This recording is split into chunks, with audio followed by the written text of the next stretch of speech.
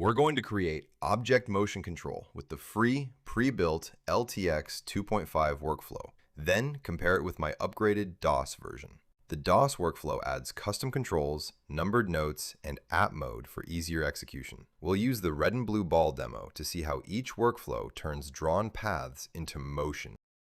Before we start, make sure ComfyUI Desktop has the required ComfyUI-LTXVideo pack. The DOS versions also require DOS Node Suite, and every required model and file is listed in the description and linked inside the downloads. Keep the exact file names and folder locations shown there. You get 3 downloads: the free official workflow, the Patreon DOS workflow with app mode, and a combined canvas containing both. Choose the right version for you. The models remain separate. When I zoom out, you'll see 2 complete layouts on this comparison canvas.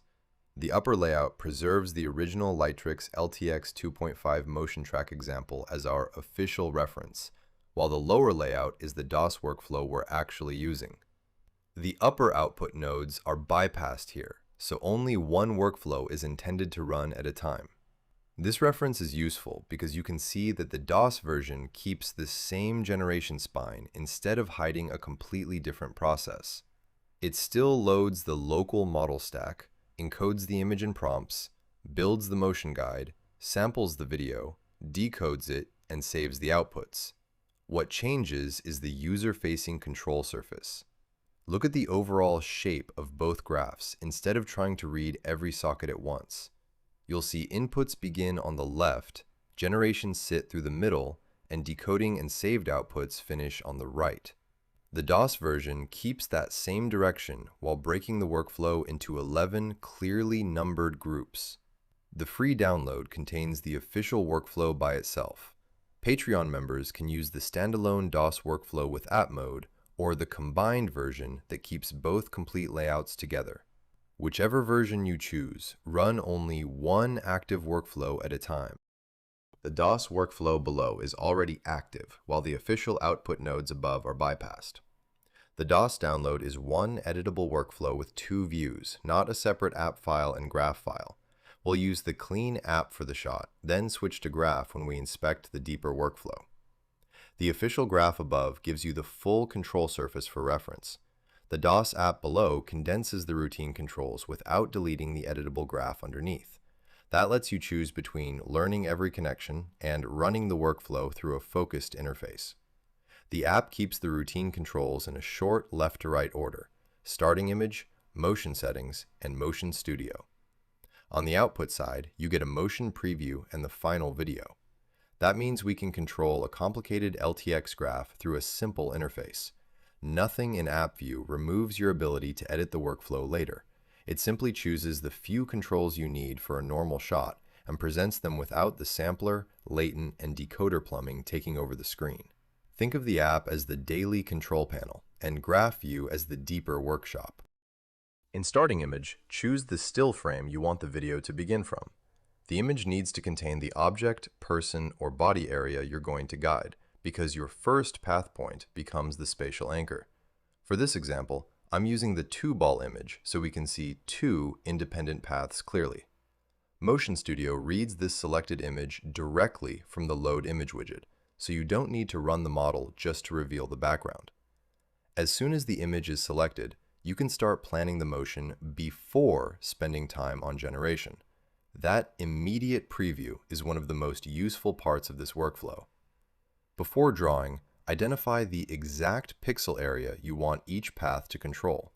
For a person, that might be a hand, head, shoulder, or another visible anchor. For an object, place the first point inside that object's visible boundary. A precise first point gives the motion guide a clearer spatial target than a point floating beside the subject. Move to DOS motion settings and start with the positive prompt. Describe the scene and the motion you want the model to create, while remembering that your drawn tracks guide where the selected areas travel. For our demo, describe the red and blue balls and the motion you want them to follow. Set the duration to 5 seconds for the first test. At 24 frames per second, the workflow derives 121 frames automatically. You don't type that sample count yourself because the resolver applies the required 8in+1 frame rule.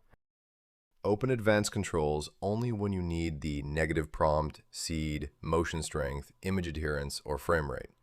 A safe first run uses motion strength 1.0, image adherence 0.7, and 24 frames per second. Keep those baseline values until the complete workflow succeeds once. The seed you choose controls repeatability, and the saved workflow can randomize it between runs. Motion strength controls how strongly the IC LoRa motion guide influences your result, while image adherence controls how closely the opening image is preserved. Change one variable at a time, because moving several controls together makes the result much harder to diagnose. You can choose 24 or 30 frames per second. With a 5-second duration, 24 frames per second resolves to 121 frames, while 30 resolves to 145. That frame math is handled for you, so the downstream nodes always receive a valid count. Longer duration and higher frame rate both increase the amount of video the model has to generate. For your first pass, use the 5-second, 24-frame baseline so you can validate the path without committing to a larger run. Once the motion is correct, raise one timing control and compare again.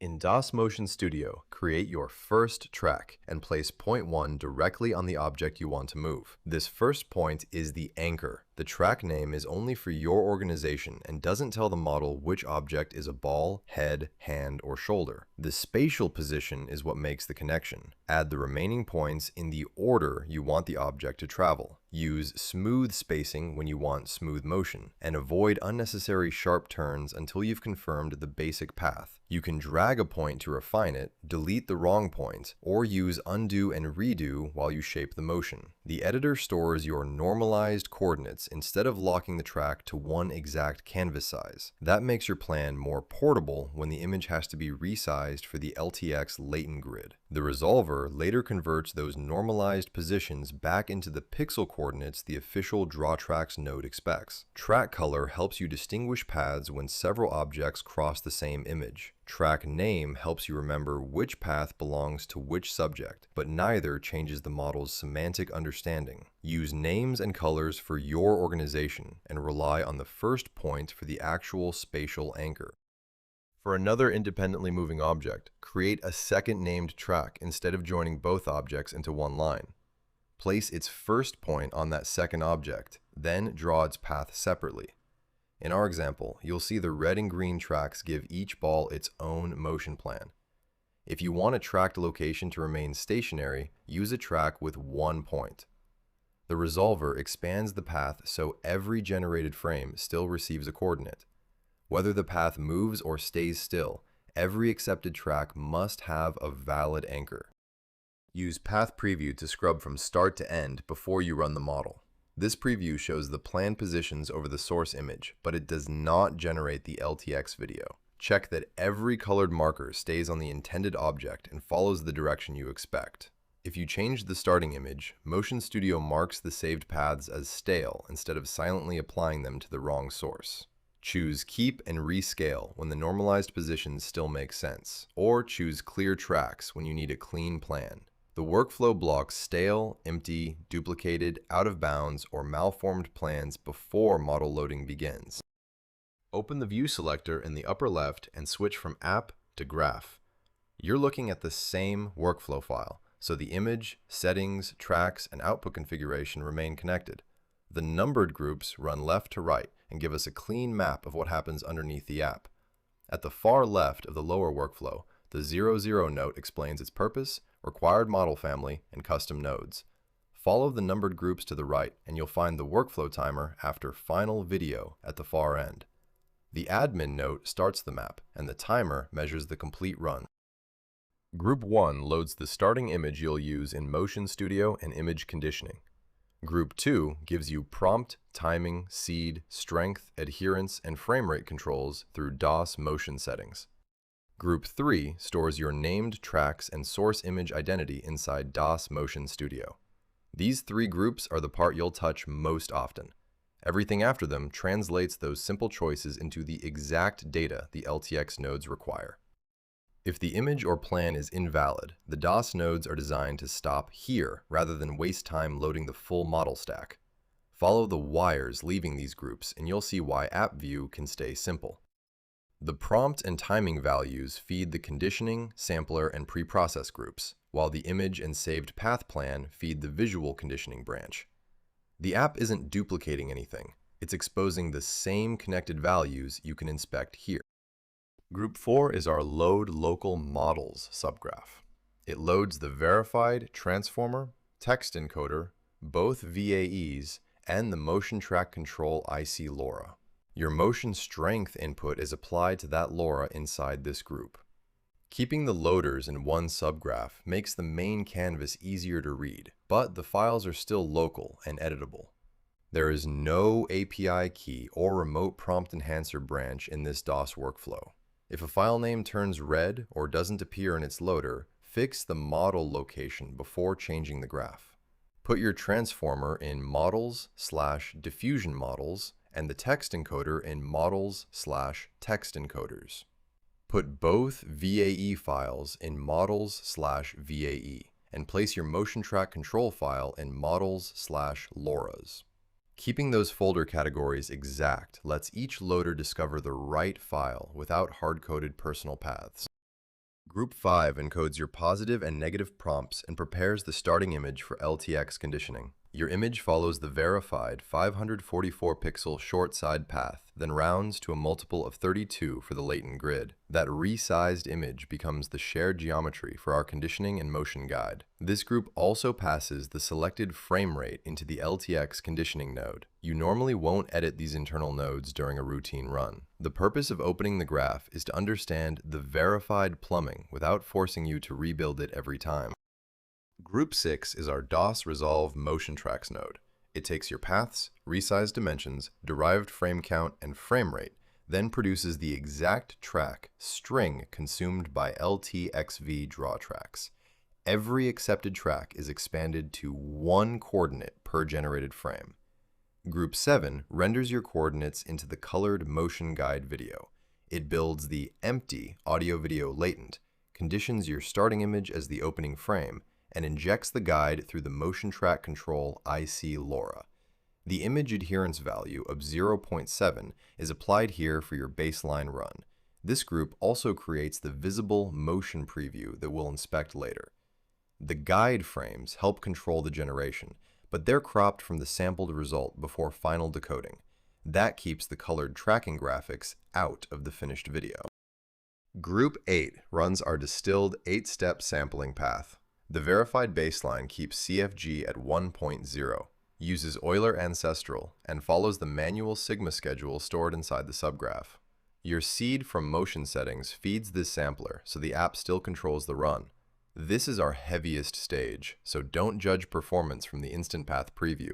What you previewed was only the motion plan. This group performs the actual LTX generation. Once the sampler finishes, it separates our audio and video latents for decoding.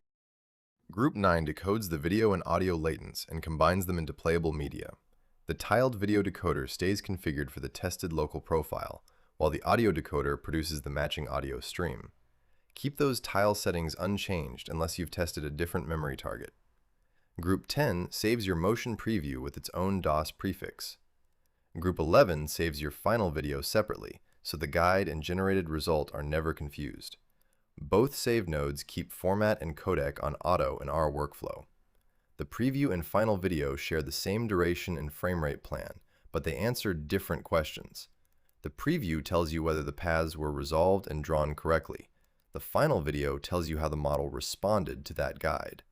Keeping both files makes it much easier to separate a path problem from a generation problem. Before judging your generated motion, open the saved motion preview. Confirm that every track begins on the intended object, follows the expected direction, and remains inside the resized frame. If your guide is wrong, fix the path instead of changing the sampler. For this demo, our first preview uses 5 seconds at 24 frames per second. It lets us check the interpolated tracks without guessing from the editor alone. A correct guide doesn't guarantee the model will reproduce every movement perfectly, but it confirms the control signal is what we intended. After the baseline works, adjust one control and compare the new result. Refine the path first when direction is wrong. Tune motion strength for guide influence, and tune image adherence for the opening image. Keep duration and frame rate stable while you isolate those changes. If you change the source image, resolve the stale plan warning before you queue again. If a model is missing, repair the exact file location instead of substituting a different architecture. This workflow is easiest to troubleshoot when you preserve the verified spine and change only the control that matches the problem. Return to App View, confirm the image, settings, and tracks, then click Run once. After the model finishes, check the motion preview first, and then open the final video. You now have one pre-built LTX 2.5 workflow where you can guide multiple objects visually, inspect the complete graph whenever you want, and reuse the same app for the next shot.